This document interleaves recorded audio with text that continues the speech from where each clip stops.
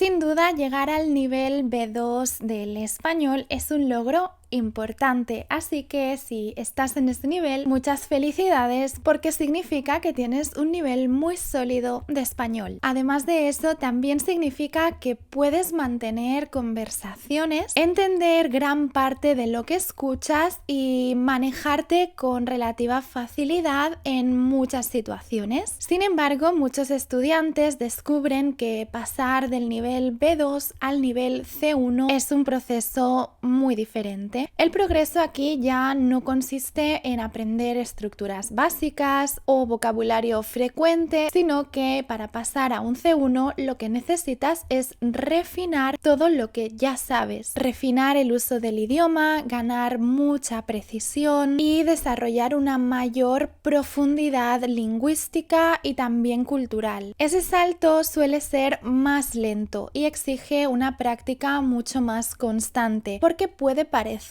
que ya no hay tantas cosas nuevas que aprender, pero ahora se trata de hacer algo distinto y en este vídeo te lo explico. Antes de empezar te doy la bienvenida a Lingua Tua. Yo soy Carol, soy profesora de español en línea y examinadora de todos los niveles de los exámenes DELE. En primer lugar, ¿qué significa tener un nivel C1? Pues bien, esto ha sido definido en primer lugar por el Marco Común Europeo de Referencia para las lenguas, que es el estándar internacional desarrollado por el Consejo de Europa y que se encarga de definir las competencias de cada estudiante en una escala de 6 grados, el A1, el A2, el B1, el B2, el C1 y el C2. Lo que el Marco Común Europeo de Referencia para las Lenguas entiende que un estudiante de nivel C1 debe saber o debe dominar es lo siguiente. Un hablante C1 puede comprender textos largos y complejos, puede captar significados implícitos, puede expresarse con fluidez y con espontaneidad, puede usar el idioma de forma flexible en contextos sociales, académicos o profesionales y puede producir textos bien estructurados y detallados. Así que la diferencia entre un B2 y un C1 no es la cantidad de estructuras o de vocabulario solamente, sino el matiz y la precisión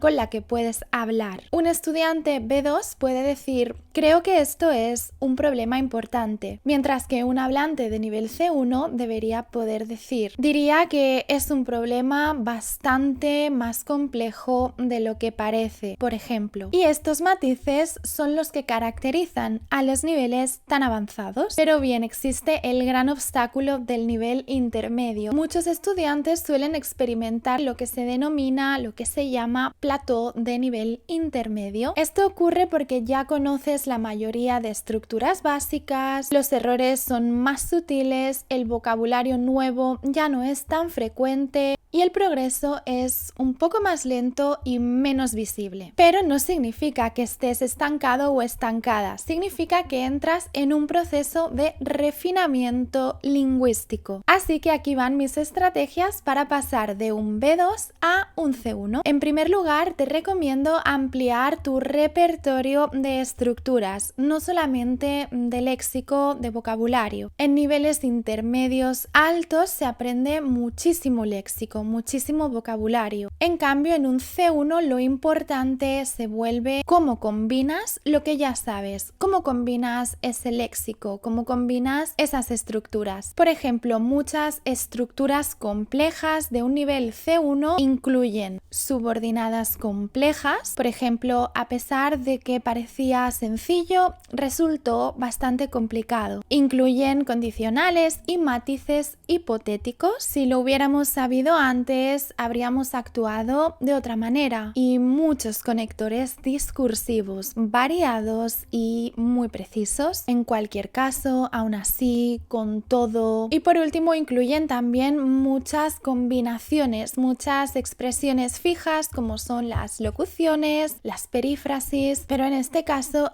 hay que ampliarlas y aprender más allá del tener que más infinitivo o estar más gerundio. Mi segundo consejo es que debes aprender a reformular ideas. Una habilidad clave del nivel C1 es la reformulación. ¿Esto qué significa? Que los hablantes nativos no dependen únicamente de una sola forma para decir algo. Si no encuentran una palabra, pueden explicarla de otra manera. Por ejemplo, es una decisión muy arriesgada.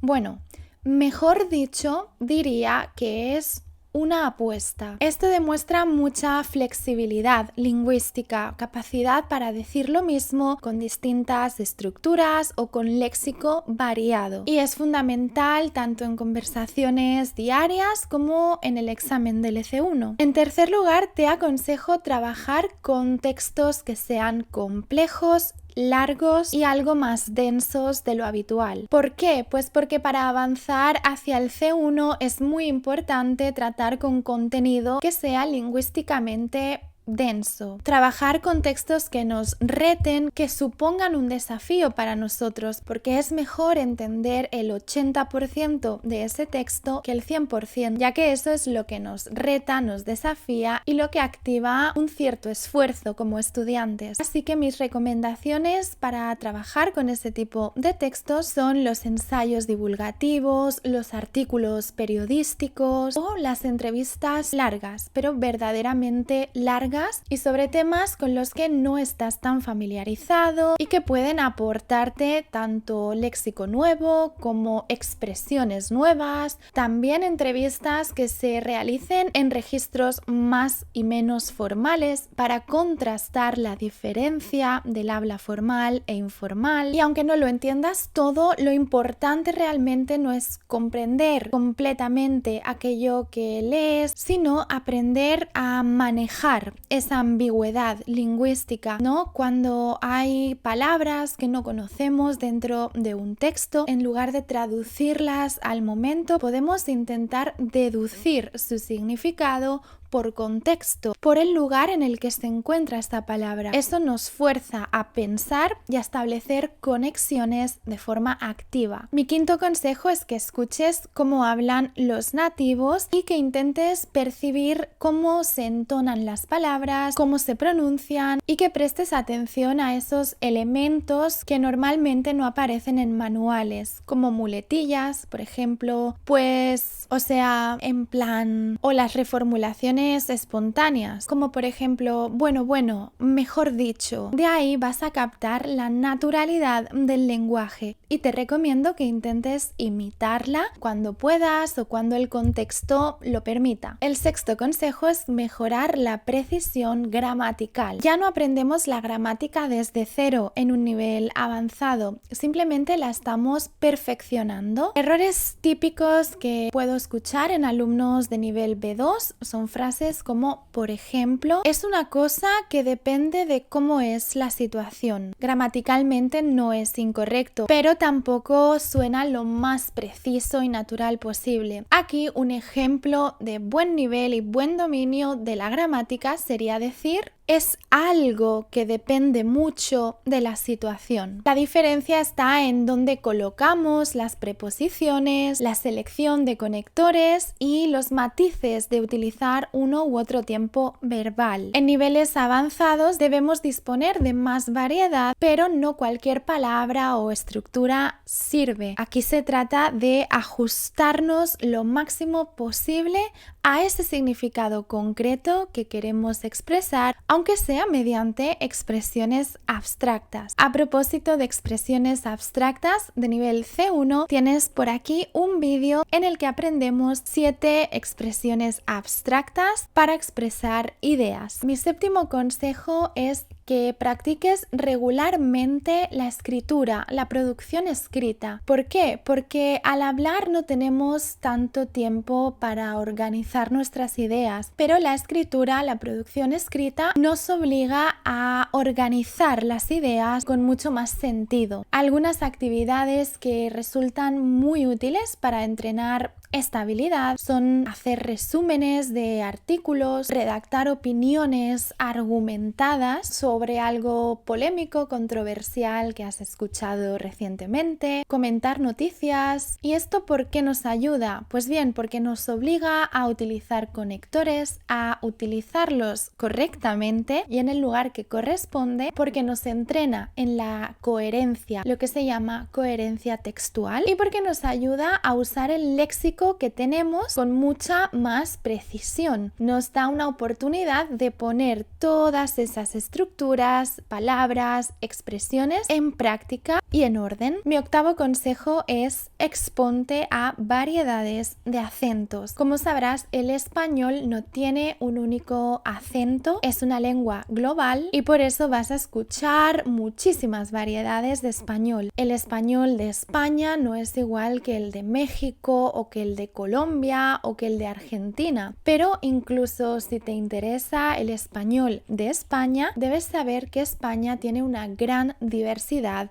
lingüística. Aparte de que el español no es la única lengua oficial, no es lo mismo el acento de un español del norte, por ejemplo de Galicia o de Asturias, que el español de un andaluz del sur de España o que el de un madrileño. Escuchar diferentes acentos va a ayudarte muchísimo con la comprensión auditiva avanzada. Recuerda que si te presentas al examen del C1, los audios que escucharás en las pruebas auditivas no son siempre en un español estándar. Puedes escuchar una conferencia de alguien con acento venezolano, colombiano, canario, andaluz, gallego. Por eso es importante entrenar esa audición. Mi noveno consejo es aprender siempre vocabulario en contexto. En este nivel el vocabulario cada vez es más abstracto y las listas de vocabulario nos suelen funcionar como en un nivel A1, A2, B1. Por ejemplo, en este nivel aparecen palabras más complejas o más difíciles de encajar si no las vemos en contexto, como por ejemplo matiz, enfoque, repercusión o expresiones como plantear una cuestión, poner sobre la mesa, poner en entredicho. En lugar de palabras aisladas, apréndelas mejor leyendo textos, frases, libros, manuales. Y mi décimo y último consejo, habla sobre temas complejos. Una buena señal de progreso hacia el nivel C1 es poder hablar con cierta fluidez, aunque no sea de forma perfecta, sobre temas como por ejemplo sociedad,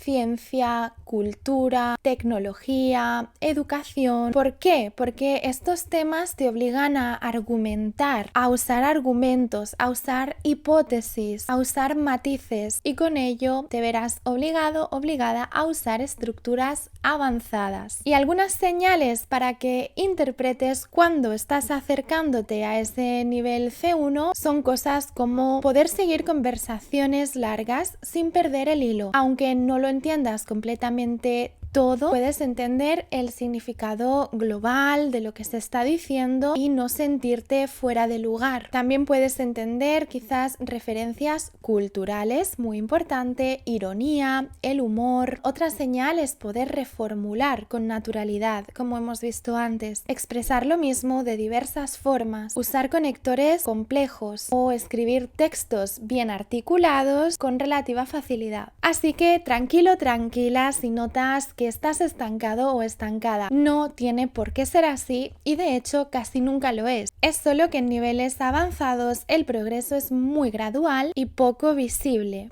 pero no significa que no estés avanzando. Por último, un consejo extra que añadiría es que te marques objetivos que aunque no sean necesarios estrictamente en tu vida, sepas que te van a obligar a estudiar, a ser constante, a relacionarte con la lengua, a estar en contacto con ella. Uno de esos objetivos puede ser el de preparar el examen del C1. ¿Por qué? Porque evalúa todas las competencias de la lengua, la comprensión lectora y auditiva y la expresión oral y escrita. Así tendrás un objetivo plazo temporal concreto, una fecha límite, te verás forzado o forzada a organizar mejor tu tiempo y a practicar todas esas habilidades de forma equilibrada. Pero no empieces a prepararte si todavía tu nivel no es C1. Si por el contrario crees que ya estás en ese nivel y ya has decidido presentarte al DLC1 o lo tienes en mente, te recuerdo que tienes disponible mi libro de preparación al DLC1 con 4 modelos idénticos en estructura al examen oficial, con soluciones, con audios, con transcripciones,